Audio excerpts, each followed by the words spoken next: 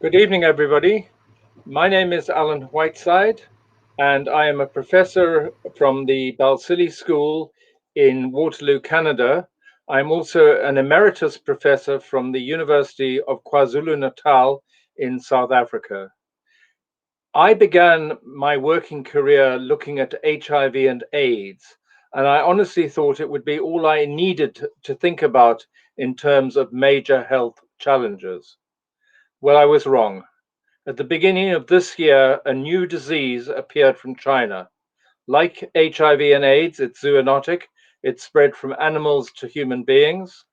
Um, but it has many other differences. And perhaps the most terrifying one is the amount of time it takes for people to incubate this disease and before they start showing signs, because that means that it has spread like wildfire across the world. My role in looking at COVID is to have a global view of what is going on and to write about it from a global point of view as an economist. Tonight, I'm saying tonight because it's already 5 o'clock here in England, which is where I'm sitting. Uh, Today, we're going to look at COVID-19 in the Americas, and I'm delighted to introduce the two panelists who are going to speak today. David Wilson, who's with the World Bank, and Sanjay Reddy. And I'm going to let them introduce themselves ahead of their presentations, because that way they're going to say exactly what they want to say about themselves, and I won't get it wrong. So let's, without further ado, turn to the presentations, which will be followed by a period of questions and answers. And I hope you're going to find this as interesting as I am, especially given that the United States leads the global lead table with COVID cases. David, over to you.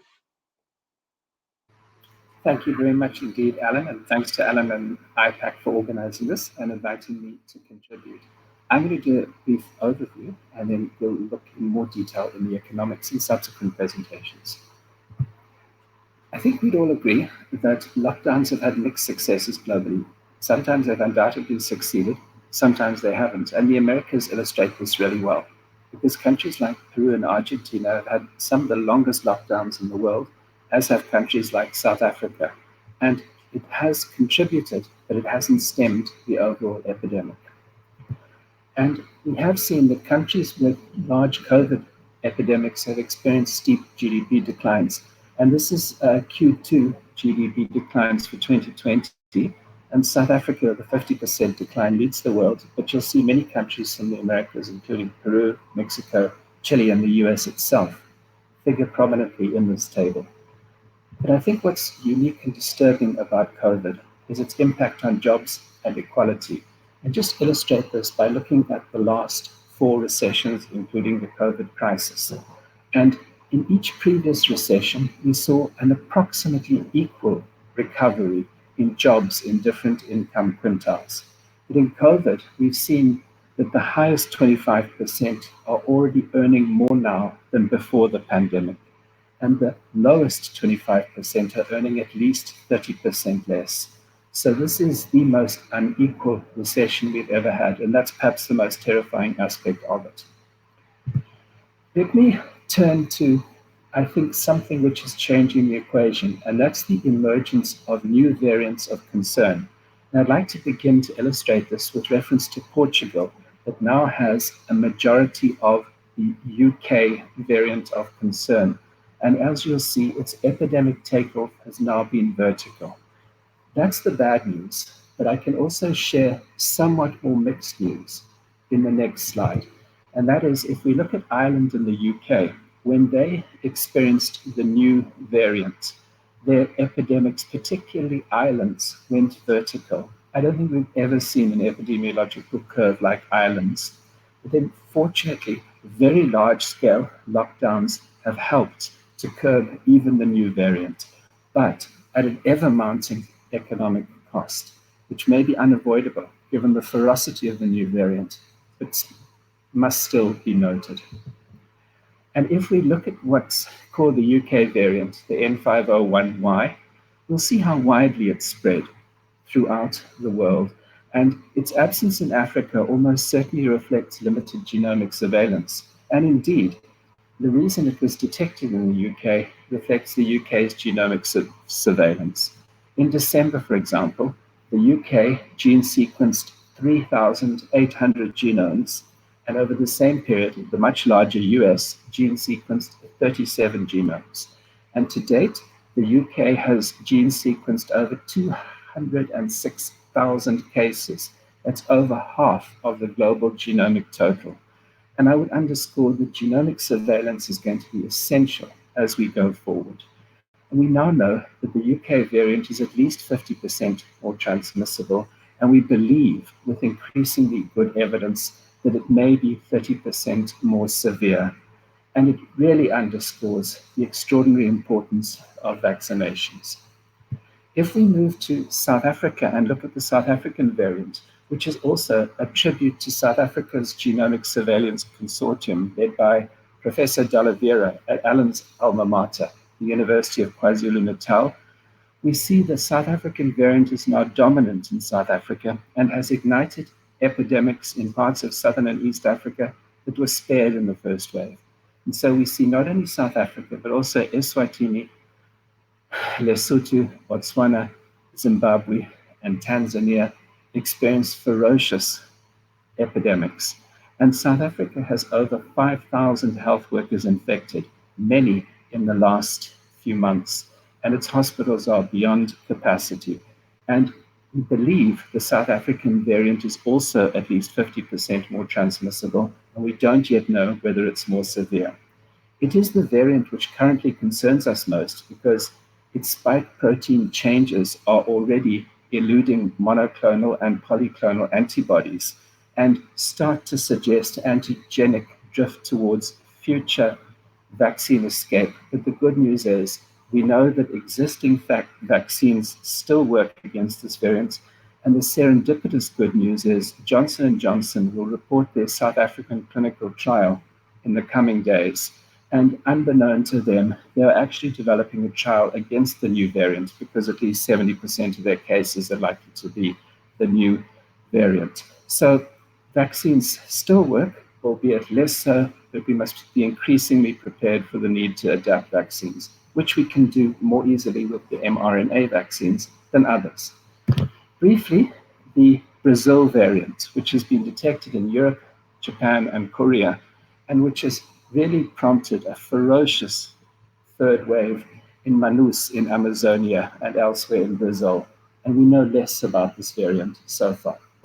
But the point these variants underscore is as follows.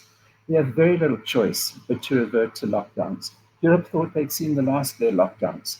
The UK variant changed that, and they're now seeing lockdowns as severe as ever before, with less economic capacity to withstand them.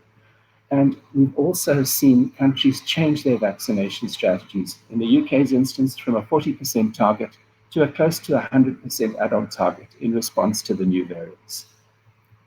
Let me move now to vaccination, which is really our economic way of restoring hope and resuming economic recovery. And the good news here is that Affinity, an independent UK consulting firm, now estimate that we may have up to 15 billion doses of vaccine by the end of 2021. And the further good news is the largest production is from AstraZeneca, which is diversified and has production agreements in at least 8 countries in all regions except Africa. But it's planned to supply Africa through its India Serum Institute partner.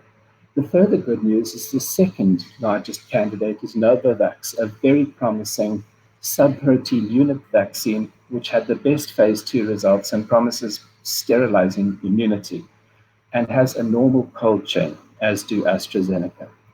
So I think there is good news on the vaccine front. And if we now move to orders, we get a very clear indication of where we are globally. You'll see the US, the EU dominate, but fortunately, COVAX, a global mechanism to ensure equal access to vaccines for the world's poorest 92 countries, the 92 AMC countries, has the third largest order of vaccines. And in the Americas specifically, you'll see Brazil has the fourth largest and also one of the most diversified supplies of vaccines, reflecting the fact that it was a site for so many clinical trials. But you'll see the rest of Latin America has more limited coverage. Let me turn to COVAX, because this is the global partnership to make sure that what happened during avian influenza in 2009, where the rich world monopolized all vaccine and therapeutic supplies, does not happen again. It's a global partnership hosted by Gavi and financed with $2.3 billion in 2020, and it's already received 4 of the needed $5 billion from a US government appropriation for 2021, which should give us the ability to provide free vaccines to the world's the 92 poorest countries, including several countries in Latin America. And if we look at when vaccines might be available to help lead the economic recovery, we see very slow availability in the first quarter, growing in the second quarter, but really surging in the second half of the year and reaching 2.3 billion doses by the end of 2021, which should be enough to vaccinate 27% of the AMC 92 countries and provide them with a foundation to secure further supplies. Let me move to important news that we need to pay heed to in our approach and messaging. This is Pfizer's FDA submission. The red line is the placebo and the blue is the vaccine cohort. You'll notice they don't diverge at all until around day 9 or 10, and then they diverge fundamentally. So we are seeing people who have been vaccinated acquiring infection in the first 9 days, and that's going to be an important message to ensure people maintain precautions and we maintain the credibility of vaccination. But the good news from a public health and an economic recovery point of view is over 66 million people worldwide have now been vaccinated with very few major adverse events. Israel's way out in front with almost 50% coverage, followed in the same Middle East region by the United Arab Emirates, the UK third at 10, and Bahrain and the US just behind. And the US is already vaccinating 1.2 million people a day, and the new administration have a goal of taking that to 1.5 million, which I think they can attain and even surpass. So vaccinations are starting to hold the promise of a return to economic growth if they work at a population level. And this leads me to the final good news. Israel, with its exceptional coverage, almost 50% of the whole population and over 90% of its elderly population, is really becoming a laboratory for real-world vaccine research. And Maccabi, its second largest HMO, released data for those who'd received 2 doses of their Pfizer vaccine. And in this cohort of 120,000, only 20 people, that's less than 0.01%, showed any signs of infection or illness, and none of those infections was severe enough to require hospitalization. So the real-world evidence is encouraging, and we hope that with enough urgency and with enough solidarity, vaccines can start to put us back on the road to economic recovery. And Prof. Reddy is now going to illustrate just how deep the trough is that we need to climb out of together. Thank you for listening.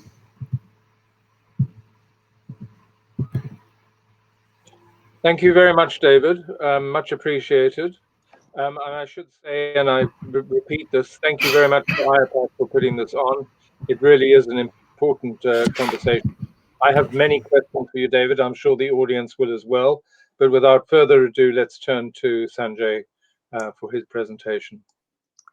Thank you very much, Alan, and David, for that excellent stage setting. I think you've already, in fact, David mentioned a number of the key issues, so I won't have to repeat the important things that you've said.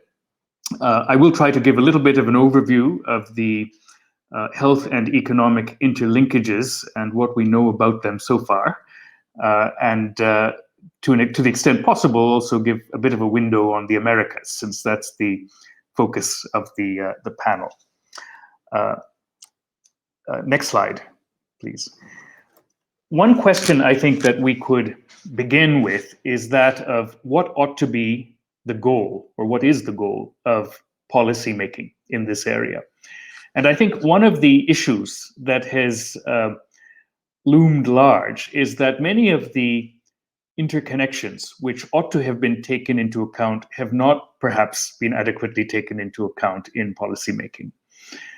Certainly, that is true of the effects of the policies against COVID-19 on other health concerns.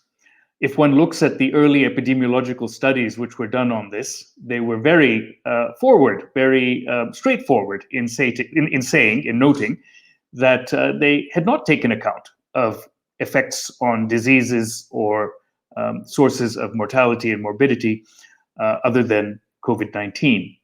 And we are now finding that there are likely to be sizable consequences, perhaps over much more prolonged periods of time, but nevertheless sizable, which really ought to have been taken into account in some fashion. For example, the NHS in the UK estimated that the number of deaths due to lack of cancer screening last year, spread out over 10 years, would be the same as the number of deaths due to COVID-19 in 2020. So that would be an example of the potential adverse consequences, which would have to be taken note of as part of a more comprehensive type of policy making. And that would be important even if we were not to step out of health concerns and to focus on health concerns alone. I've written a little bit about this in the British medical journal BMJ Global. There's a reference to an article of mine on that topic here. Next slide, please. But let me say, of course, that there are other concerns and connections which also have not been taken into account, namely the economic effects and the social effects, the effects on schooling, for instance, and other such questions, which we shall return to in due course. Now, a brief overview of the pattern of COVID-19 deaths in the world. If you look at the cumulative number of COVID-19 deaths on the right-hand side, it will be quite straightforward for you to see that the deaths that have taken place have been overwhelmingly in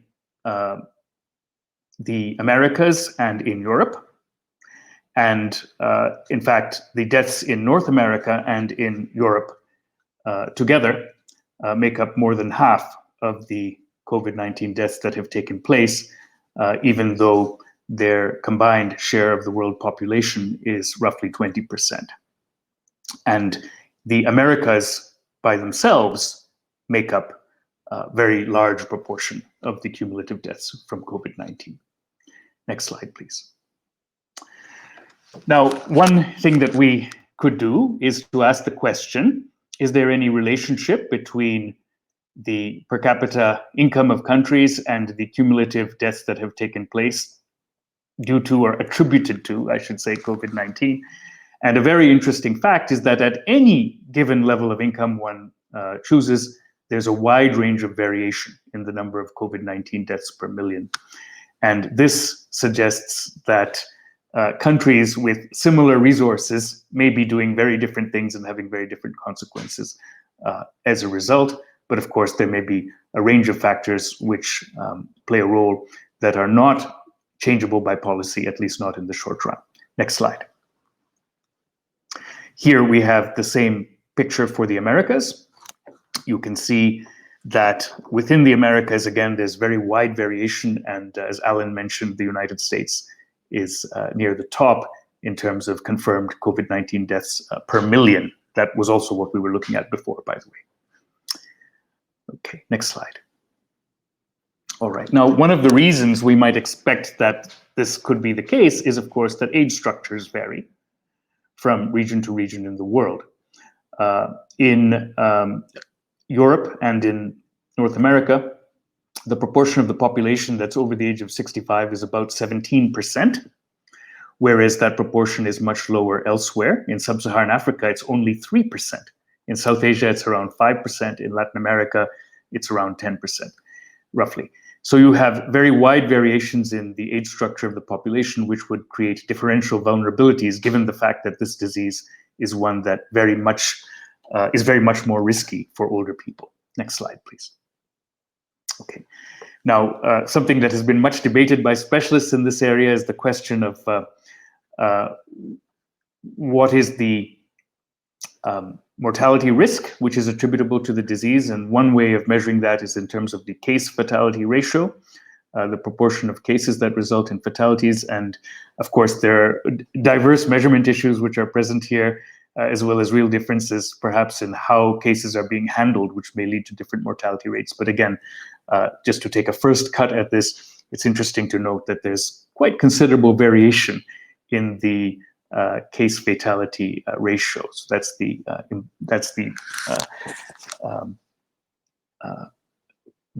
risk of death given that one has been diagnosed as a case. Next slide, please. All right, and here you can see that same data presented in a slightly different way for individual countries, and you'll see that a number of countries in the Americas are very much at the top of this particular sample. Mexico and Peru, for example, appear at the very top here. The United States is much further down, and of course that may have to do with existence of advanced medical technology, certain drugs which are being used as therapies, and other factors, but perhaps also to much higher levels of testing, which could lead to a larger denominator. So all of these, in the case, or rather, well, a larger number of cases. So all of this data should be taken with a great pinch of salt. Next slide, please. Okay. Now, are there trade-offs? One of the questions that was raised both by Alan and by David. If we were to look at individual countries and make comparisons between small numbers of countries, it might appear that way. So, for example, if you look at 3 countries in the Americas, the US, Brazil, and Canada, it looks as if Canada had the highest decrease in GDP in 2020. These are estimated 2020 figures from the October IMF World Economic Outlook. And it also had the smallest number of cumulative deaths per million, as well as cumulative cases per million, with the United States being on the other extreme, with the smallest contraction in GDP and the largest number of cases and deaths, and Brazil in between. So this might lead you to think that there is a trade-off of some kind if this sort of a relationship holds more generally. But as I will show you, it's not quite that simple. Next slide, please. Here is a portrait of the relation between the contraction, mostly contraction, growth rate, we could call it, but in 2020, it was mostly a contraction in GDP for countries around the world. Each of these dots is a country. And that's represented on the horizontal axis. And on the vertical axis, we have, respectively, in the left-hand side chart and in the right-hand side chart, cases and deaths.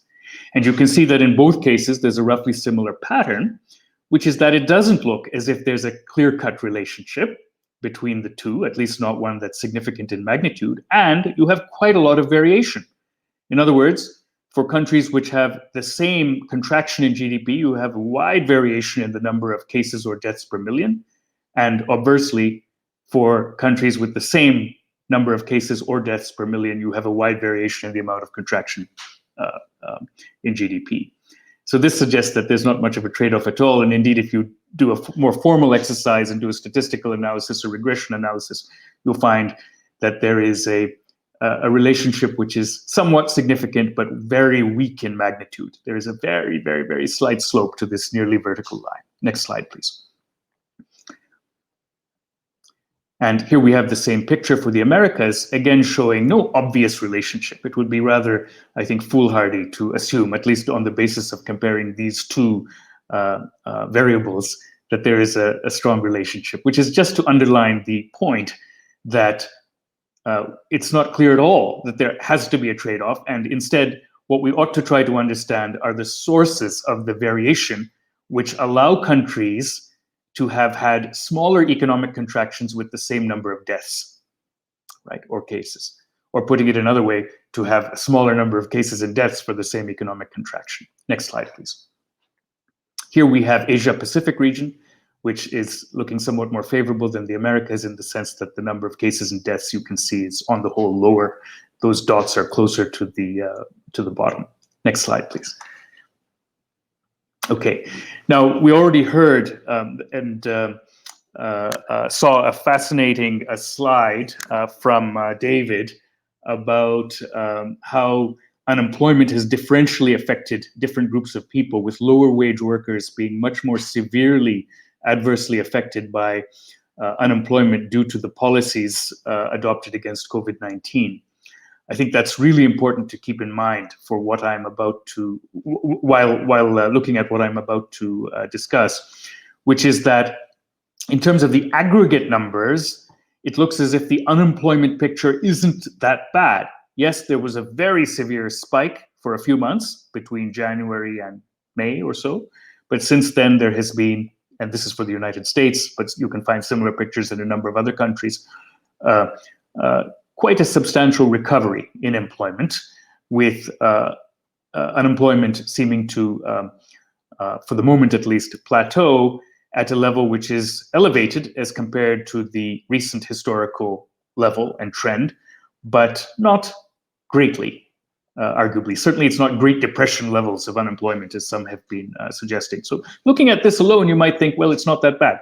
But that's to miss a lot of the underlying aspects of the distress that are present. And David again mentioned one very, very important aspect of that, which is how it is affecting different groups of people differently, and in particular low-wage workers, who tend to be more likely to have to do physical in-person work, which might be closed down for various reasons. Restaurant work, for example, but there are many other examples of that kind. Next slide, please.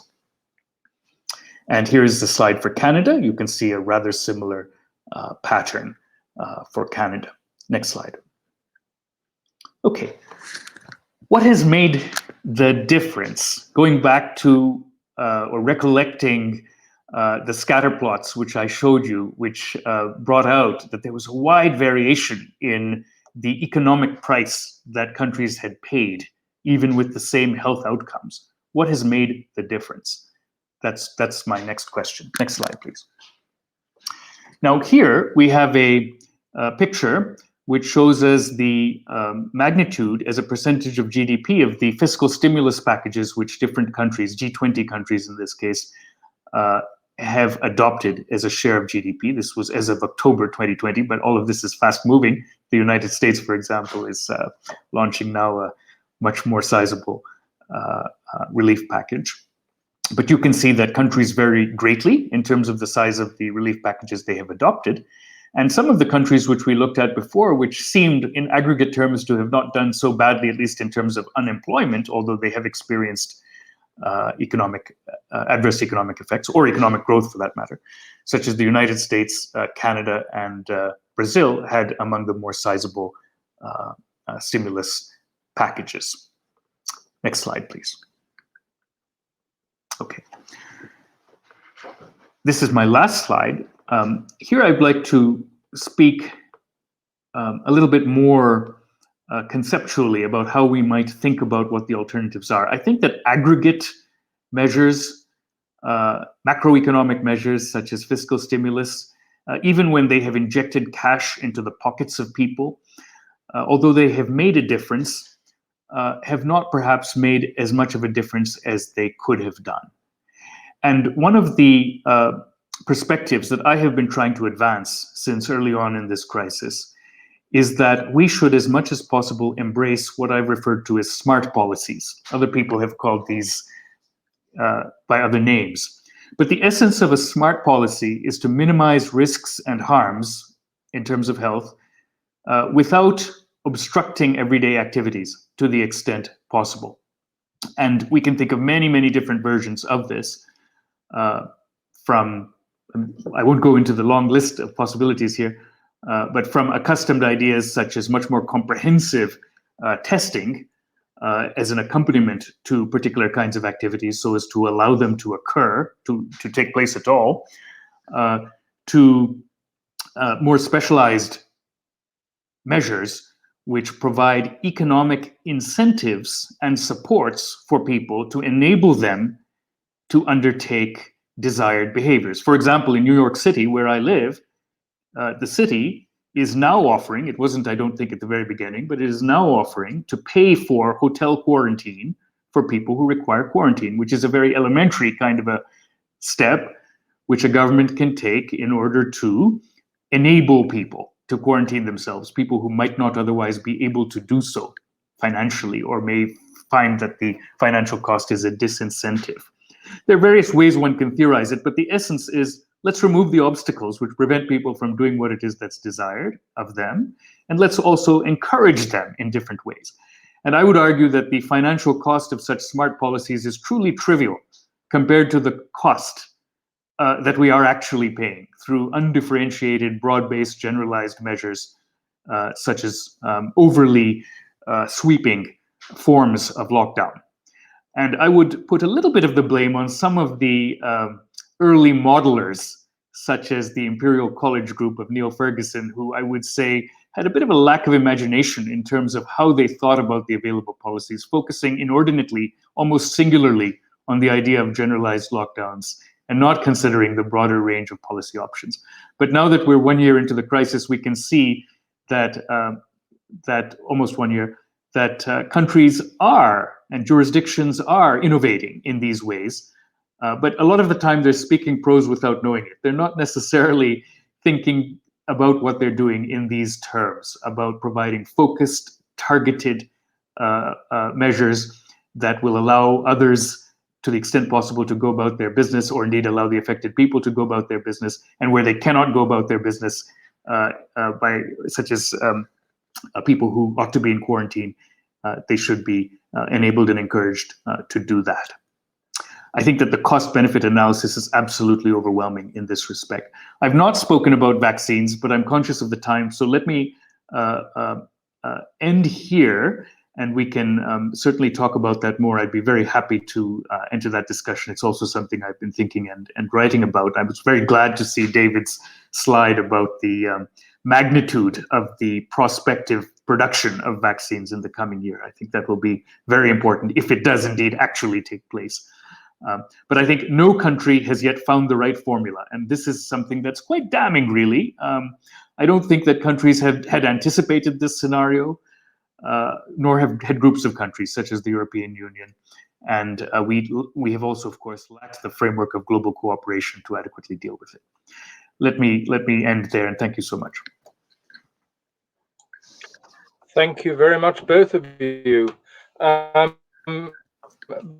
Before we open the floor for questions, I'm going to ask a couple of ones to lead off. David, there's a lot of concern, particularly in the United States and less so perhaps now, about vaccines and their safety.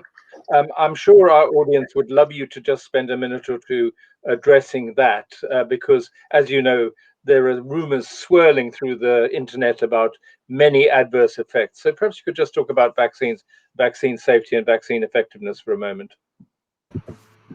Sure. Just to say, the good news is that we now have over 66 million people worldwide vaccinated.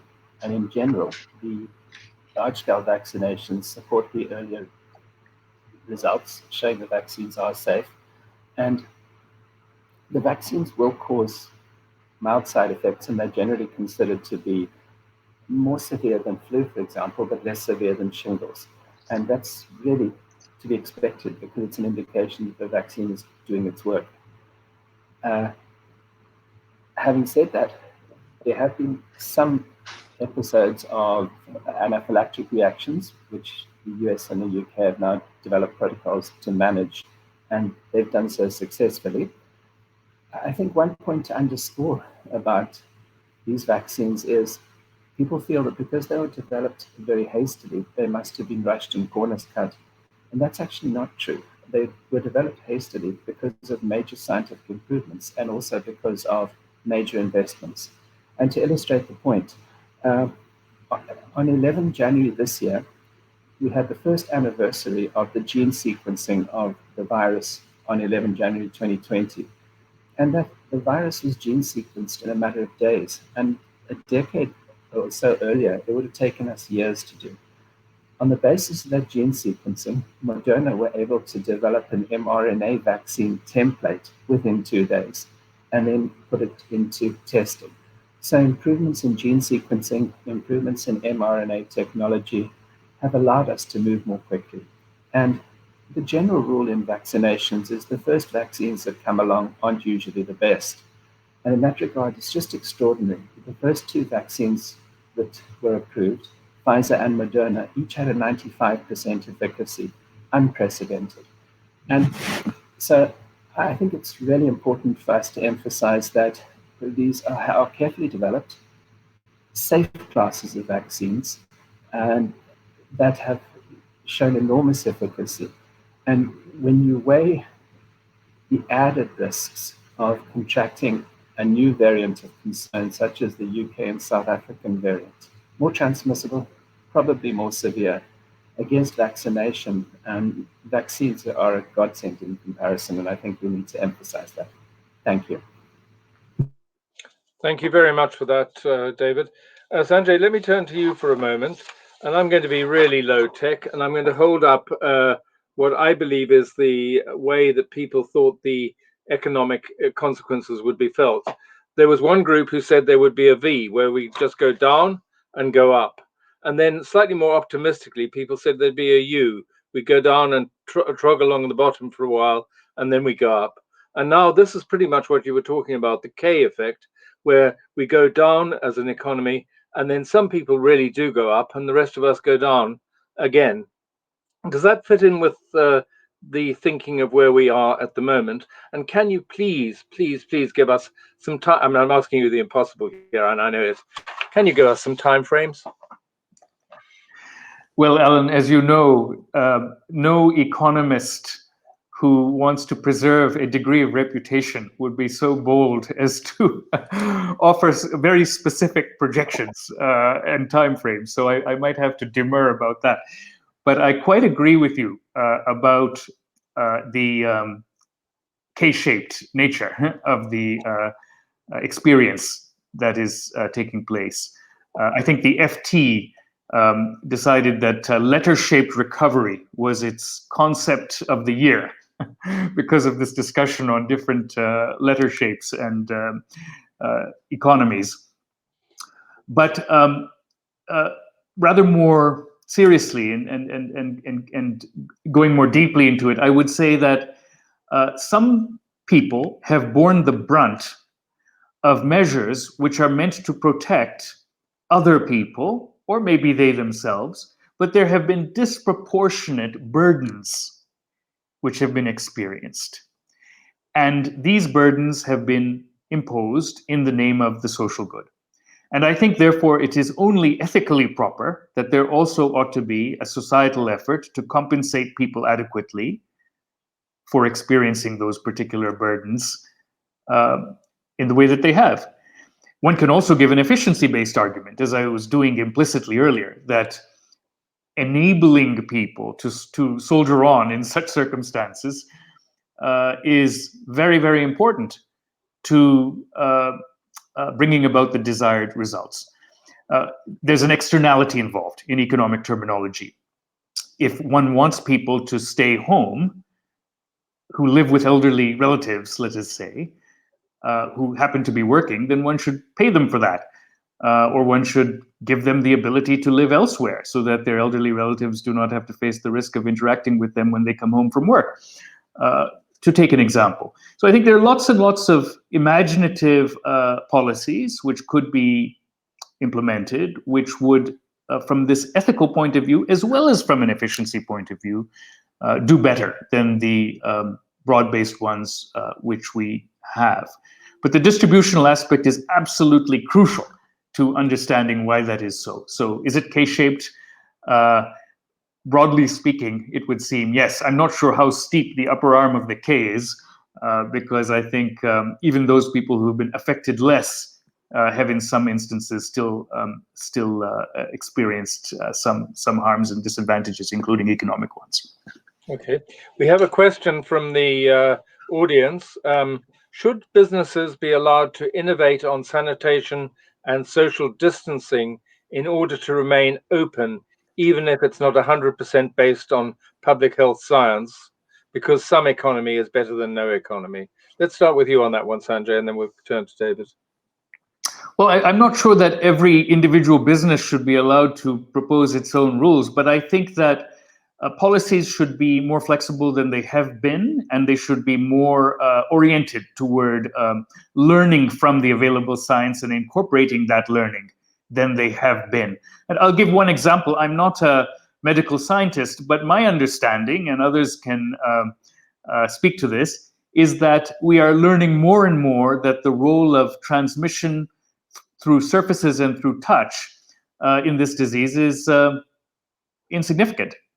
And from that point of view, the enormous effort that has been spent on sanitizing and on public health messaging about continuous sanitizing as opposed to respiratory transmission and safety in relation to that has been disproportionate. So I think we ought to adjust the balance of our public health messaging and our concerns and our practices. And it's not obvious we're doing that in keeping with the learning that has taken place by now, based upon contact tracing and other sources of evidence, as I understand it. Now, whatever the facts in that particular case, it's just an example also of how it is that we can learn and should learn. The questioner asks whether the businesses should be allowed to innovate even if what they do is not 100% based on public health science, quote unquote.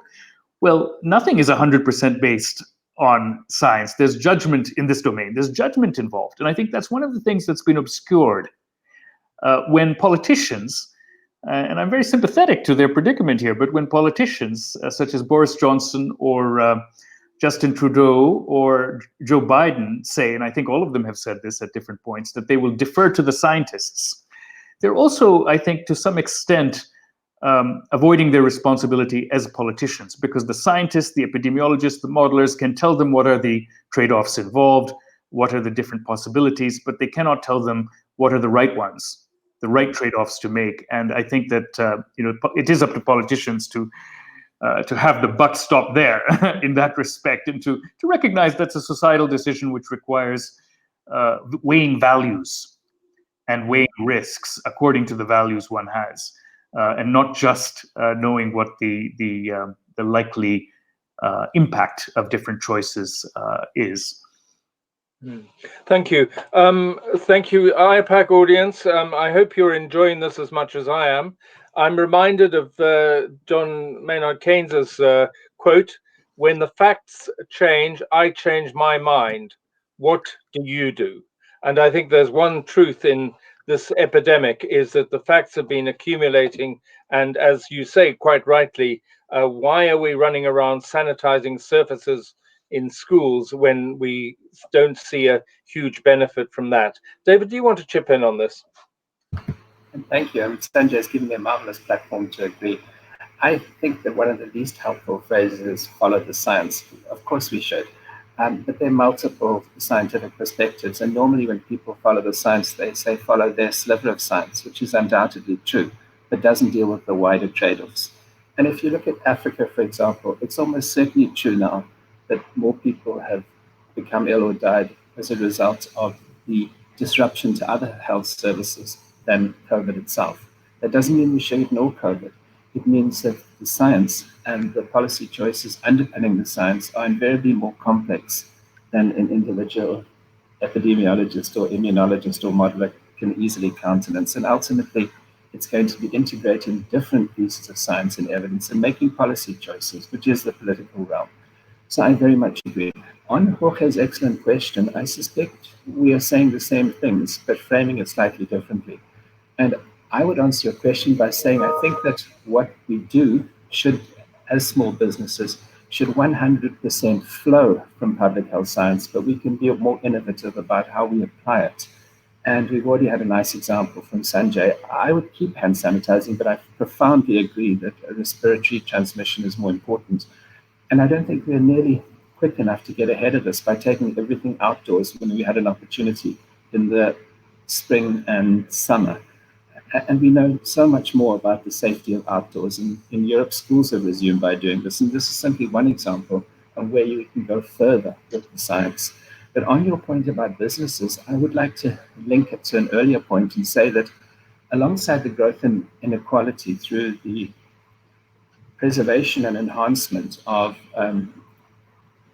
high cognitive input jobs and the diminution of other jobs. We've similarly seen the destruction of enormous swathes of small businesses, and we've seen an extraordinary transfer of power and influence to large conglomerates. And how we come out of a world where we're going to be dominated by behemoths, to me, is going to be one of the most difficult parts of this. And it very much speaks to your point about letting business innovate to stay open. And we've seen so many examples in the UK, and Alan can pick up this baton better than me, where big businesses can stay open and small ones have to close. So the destruction of small business through differential policy application, to me, is one of the most extraordinary aspects of this pandemic. Over. Mm. Thank you very much, David. I've got. I want to finish this in about 10 or 12 minutes, with giving both of you a minute to give our audience some take-home messages.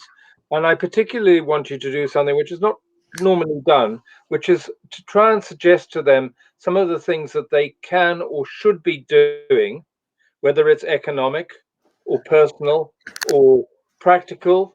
I mean, for example, I won't give an anti-vaxxer house room in my house, but I'd like each of you to think a little bit about what the average Joe who's listening to this presentation, none of you are average, of course, but what the people who are listening to this presentation should take away and do going forward, because we are in a crisis. COVID is a real crisis.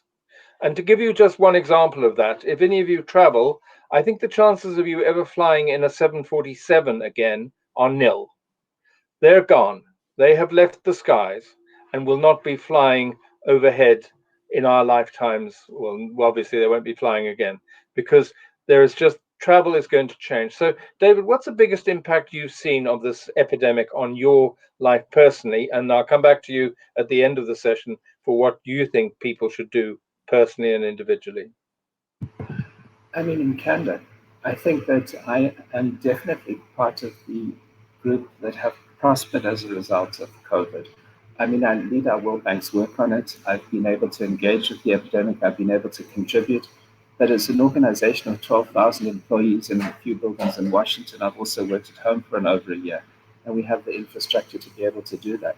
So I very much recognize that I benefited through measures that we've asked other people to pay the price for, whether they are the 20,000 Amazon workers who've been contracted COVID as a result of keeping those of us who are shielding at home safe, whether it's other essential workers, whether it's people in the small businesses around my neighborhoods who've lost their jobs.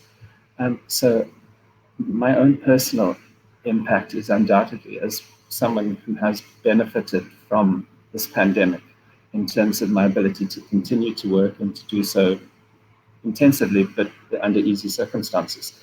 But I think the larger message you asked me to give is, I would say that our own personal choices would very much depend on the countries that we're in. And I know that we're all tired of lockdowns. I know that we all recognize the high price of lockdowns. But if I were in the UK, in the US, in Canada, in countries where vaccinations are increasingly widespread, I would urge people just to hunker down for this last period, because we do have new variants that are genuinely frightening. And if we can see ourselves through this last mile towards vaccinations, I think vaccinations really offer us the only hope of recovery, particularly when confronted with the new variants. So I know we're tired of the virus, but it's not yet tired of us. And so I just think if we can, we've got to go the extra mile. I think for those of us who are in lower income countries and have to work and have less access to vaccines, it's a much harder situation. And that's why I think COVAX and other international initiatives to accelerate global vaccine access are going to be so important. Thanks, Alan. Sanjay? The same question, Alan, about Yes. personal effects. How has it affected you personally?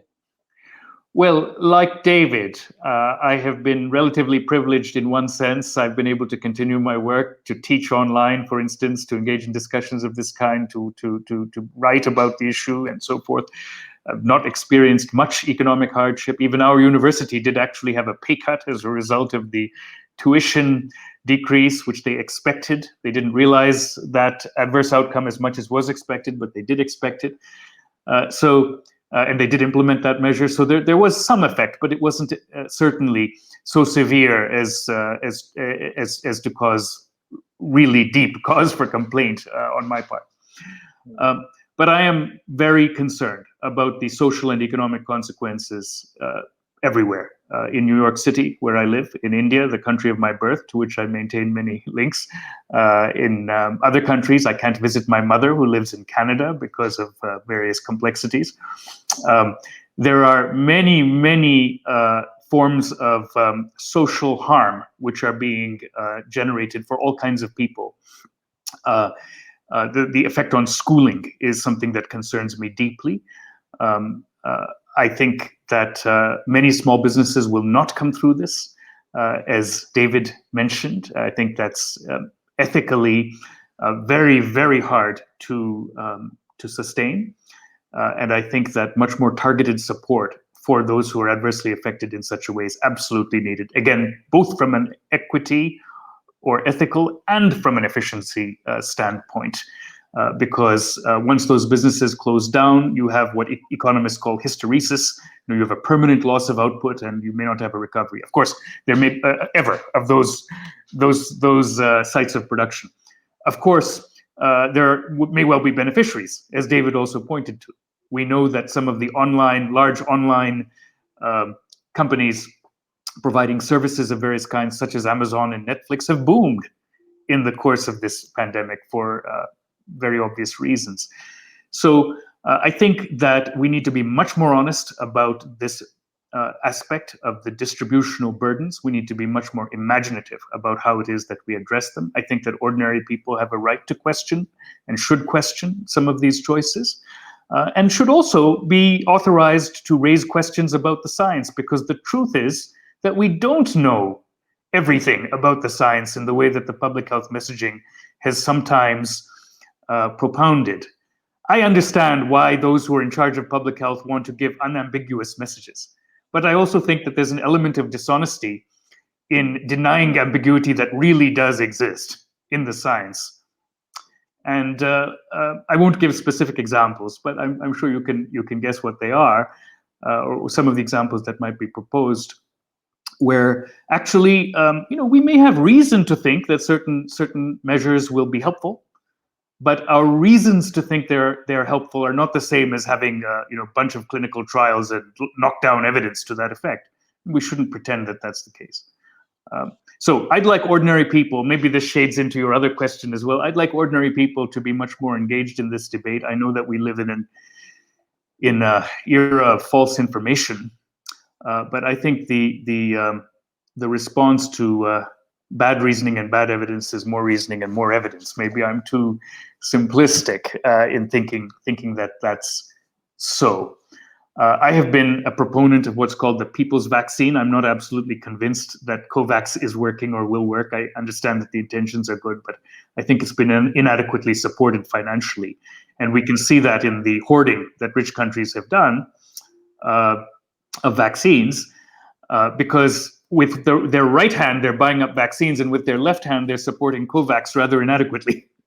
So it's not a surprise that the right hand wins out over the left hand.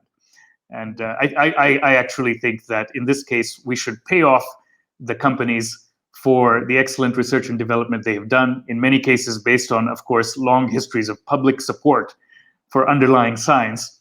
But we should pay them off handsomely so that they have no cause for complaint. We should, and nor their shareholders, nor can it be argued this will cause a disincentive for future research and development. And then we should distribute the formulae widely and ensure that there's adequate technical assistance provided to every generics producer in the world that wants to enter the game. That's my own view on the matter. But of course, we could discuss that. And I think that ordinary people should be engaged in these campaigns. Thank you very much, Sanjay. I think that is a very honest answer. Interestingly enough, I started in March writing a weekly blog on my website, which is alanwhiteside.com. Alan-Whiteside, that's my name check. And many of the things you just described today are things that I certainly covered, interestingly enough, today. So, for example, I think that I'm going to come back to you for one last minute each on what the members of our audience should practically do. Let's make this a different webinar by giving people a take-home message, what they should practically do. And I have one as well. I want to just also bring a touch of reality into this. This week, I learned of the death of one of my schoolmates, a doctor in Durban, Artie Ramkasoon, who set up the maternal and child health group there and who died of COVID. And I would like us to think for a moment of all the many millions of people who have died and probably still will.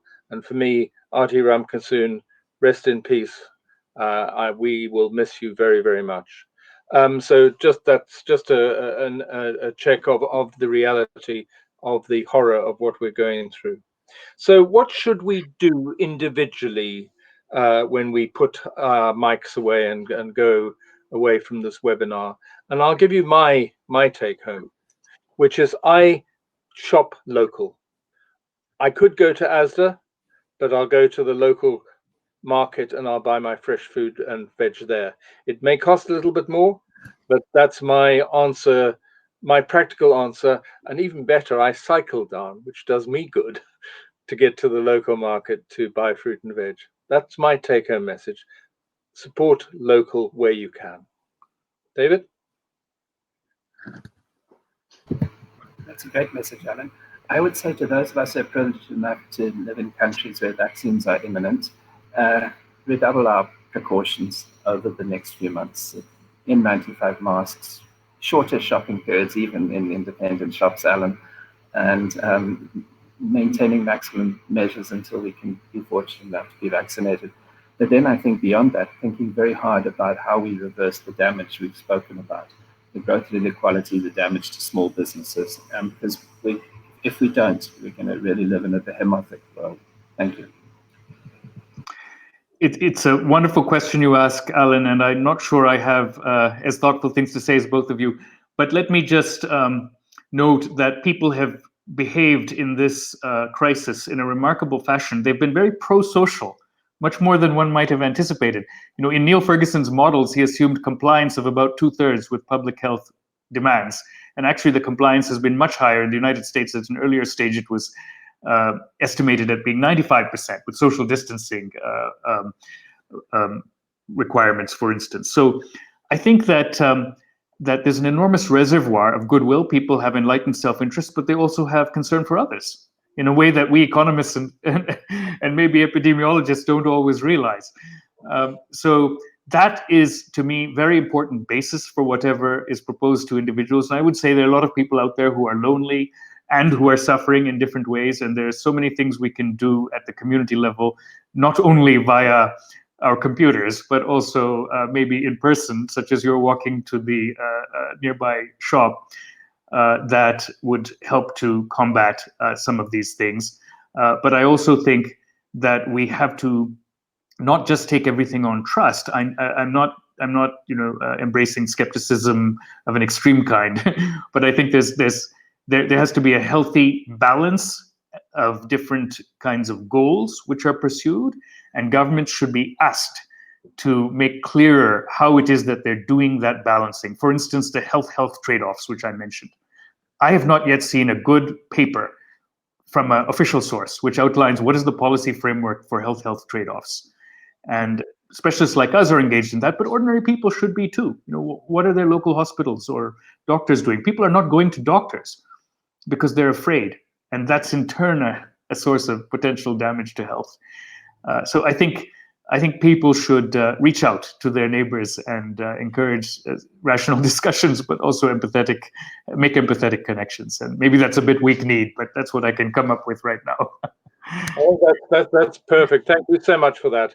Right, we've reached the hour, so it's time to end off. And I want to end off by saying thank you, first of all, to David and Sanjay for joining this panel and for being so honest and open and thoughtful about what you had to say.